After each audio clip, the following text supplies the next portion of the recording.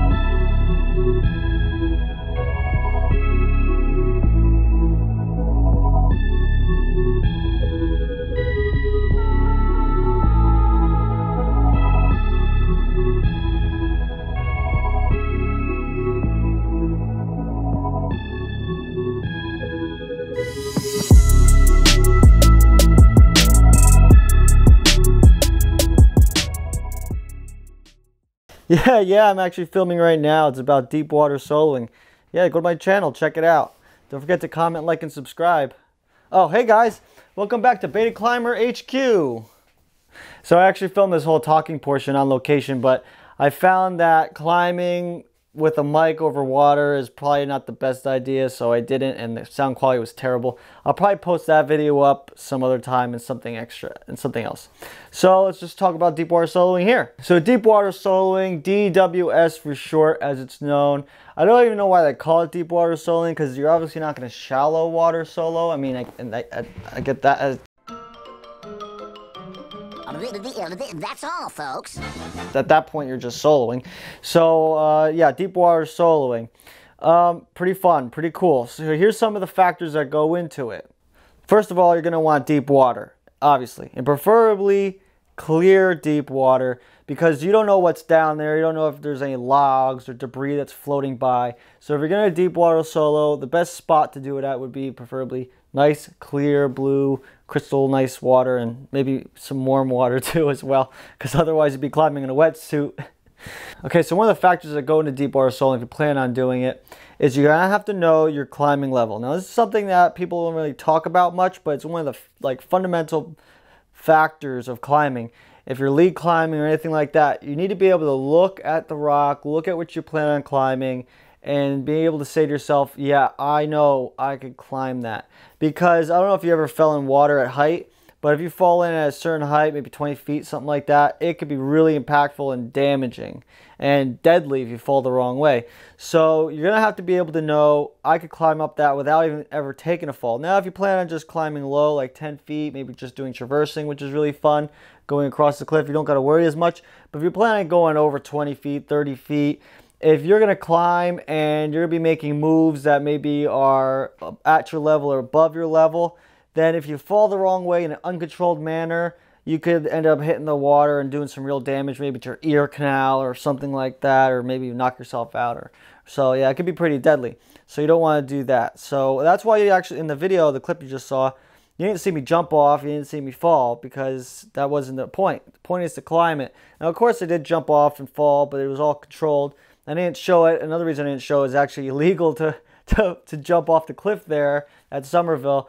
You could climb legally, but you can't fall. I guess that's considered jumping, and there's actually a fine for it. So you didn't see me doing any of that, but that being said, there are plenty of people doing that there. What are the other factors? Well, another thing to think about is, of course, you're going to get wet, obviously. So what are you going to do about that? I chose not to even wear shoes, but if you're going to wear shoes, they're going to get wet. And how do you deal with not using chalk to keep your hands dry? Well, you just deal with it. But you could do like dry starts, and you could get yourself a kayak and just make sure you're dry, and then maybe put a little bit of chalk in a Ziploc bag, just a little bit, and then do your route or whatever. And if you fall, you just lose a little bit of chalk in a Ziploc bag. You don't have to fall in with your whole chalk bag. And I saw some people doing that. So that's a smart idea. If you plan on doing some water soloing, you want to bring some chalk, get some Ziploc bags, maybe a boat or something like that, so you could do some dry starts. You don't have to swim up to the cliff or whatever. And then you could do, that's another idea for you if you're going to be doing some deep water soloing. What else? Okay, another thing is you're going to want to select the right climb. You want to select a climb that's actually overhanging.